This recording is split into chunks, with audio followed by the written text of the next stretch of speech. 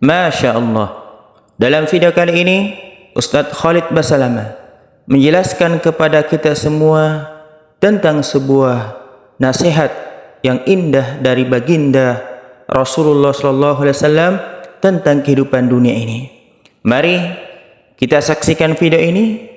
Mudah-mudahan menambah wawasan keilmuan kita dan bisa memberikan inspirasi kebaikan buat kita semuanya. Selamat menyaksikan. Barakallahu fikum. Dalam hadis yang lain, Nabi SAW juga mengatakan dalam hadis Bukhari, Mali walid dunya, ma ana wad dunya. Ada apa saya kejar-kejar dunia ini, kata beliau. Ya, maksudnya ingin berikan motivasi kepada para umatnya. Ya. Kata beliau, innama mathali wa mathalu dunya kamathali rakibin dhalla tahta syajara thumma raha wa tarakaha. Perumpamaan saya dengan dunia ini hanya seperti orang yang sedang lewat, ya, musafir, penat, mampir di bawah sebuah pohon sampai penatnya hilang kemudian dia pergi. Subhanallah, orang yang berpikir akhirat, teman-teman, mau sakit, mau bangkrut, mau apa saja, bagi dia tidak ada kata-kata putus asa, semangat terus, dijadikan sebagai bahan muhasabah, kemudian dia tetap jalan dengan, ya, berusaha, berikhtiar, tetap mengejar yang terbaik. Kalau ada seorang muslim yang faham tentang akhirat, maka dia akan berpikir, oh ini saya bangkrut nih, mungkin karena ada uang haramnya, coba sekarang saya cari uang halal. Pikirannya akhirat beda. Tapi kalau pikirannya dunia, maka dia terus-menerus mengerucut di situ. Kenapa orang ini tipu saya? Kenapa orang ini begini dan begitu? Akhirnya sakit, akhirnya bisa meninggal gara-gara itu. Menghabiskan waktunya padahal tidak ada gunanya. Di dalam hadis qudsi yang mulia, Allah Subhanahu wa taala memberikan gambaran kepada kita bagaimana supaya kita jadi orang kaya dan merasa puas. Dalam sini, dalam arti kata kaya di sini, teman-teman, kaya yang dipenuhi dengan perasaan merasa cukup. Karena kalau kita mau ikuti dunia ini tidak akan selesai-selesai. Kita punya satu mobil, kita pengen dua mobil punya 10 mobil, pengen terus-menerus, tidak selesai-selesai. Maka kata kuncinya, hadis qudsi, Nabi SAW bersabda, Allah berfirman, ya ibna Adam, tafarraq li ibadati, amla sadraka ginan, wa asuddu faqrak. Wahai anak Adam, kata Nabi SAW, Allah berfirman, wahai anak Adam, lowongkan waktumu untuk beribadah kepadaku. Azan, hayya ala salah, hayya ala falah, salat. Ada waktunya puasa, puasa. Waktunya baca Quran, baca Quran. Silaturahim keluarga, bakti orang tua, bantu sesama, dan seterusnya. Ya. Maka aku akan penuhkan dadamu dengan kekayaan. Selalu merasa semua ini cukup bagi dia. Dan aku akan menutup semua sifat atau kemiskinanmu. Wa illa taf'al, kalau kau tidak lakukan itu, tidak ada waktu untuk ibadah, maka mala'tu yadaika syughla, aku akan padatkan kedua tanganmu dengan kegiatan-kegiatan yang membuat kau sibuk tidak selesai-selesai. Walam asuddu faqrak, dan aku tidak akan pernah menutup kemiskinanmu. Di dalam hadis yang lain mirip dengan ini, hadis riwayat Ahmad juga dan hadis Ibnu Majah, kata Nabi SAW, man kanatid dunya hammuhu atau hammahu farraqallahu alaihi amrah. Barang siapa yang dunia saja targetnya, tidak ada urusan akhirat. Tadi saya kasih contohnya, selalu kalau ada orang minta tolong, saya dapat manfaat apa, saya dibayar berapa, tidak ada urusan akhiratnya, dunia saja, maka Allah akan memecah belah perkara-perkara hidupnya. Jadi akan banyak kesibukan yang tidak selesai semuanya. Ini nggak selesai, itu nggak selesai, ini nggak selesai. Wa ja'ala faqrahu baina ainai, dan Allah akan berikan kemiskinan di depan matanya, selalu gak cukup. Biar badannya sehat, kendaraannya sudah ada, istrinya sudah ada, suaminya ada, anak tetap kurang. Maka Allah jadikan kemiskinan di depan matanya. Walam ya'tihi minad dunya illa ma kutibalah, dan tidak ada yang sampai kepadanya dari dunia kecuali apa yang sudah dicatatkan untuknya.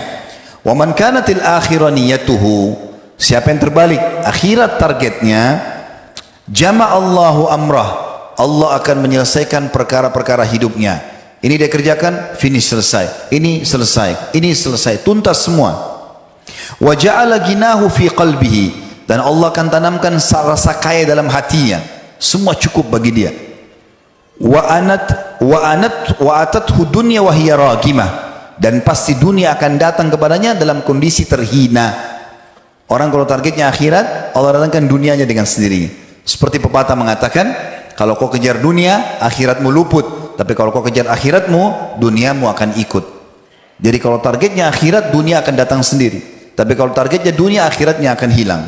Artinya di sini Nabi SAW ingin menitik beratkan, ada orang-orang kadang-kadang teman-teman yang kita anggap orang itu tidak ada gunanya, tidak ada manfaatnya, ya orangnya mungkin tidak punya suara, padahal sebenarnya di sisi Allah Subhanahu Wa Taala sangat baik. Saya sangat sedih melihat kadang-kadang kalau saya bicara di Jakarta ya, mudah-mudahan di daerah-daerah lain seperti termasuk di sini insya Allah tidak terjadi. Tapi saya melihat depan mata kadang-kadang kalau lagi pergi pengajian dari pengajian, kalau padat sekali jadwal, saya biasa pakai motor. Maka saya melihat dari pengajian kadang-kadang azan duhur, saya mampir di masjid dekat jalan, pinggir jalan. Itu pada saat saya mampir ke masjid, subhanallah mikrofon masjid besar sekali. Mobil-mobil mewah lewat sebelah masjid, gak ada yang mampir. Mercy, Alphard semua lewat, tidak ada yang mampir. Muslim, ya, tidak mampir. Yang mampir subhanallah penjual gorengan, penjual bakso. Subhanallah.